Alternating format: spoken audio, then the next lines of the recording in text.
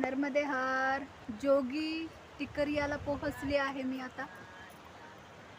पहा, अमरकंटकवरून जे नर्मदा मैया वाहते ती नर्मदा मैया ह्या ठिकाणी. आणि ह्या ठिकाणाहून नर्मदा मैया 100 किलोमीटरच्या अंतरावरती आहे अमरकंटेश्वर. आता उद्या मी अमरकंटेश्वरला निघणार आहे पायी. जेवढं जमेल तेवढं चालायचं, मग पुन्हा आहे थांबायचं आहे. जोगी टिटरिया गावामध्ये आले आहे. जोगी टिटरिया गावचं हे तट आहे, तट नर्मदा मैयाचं.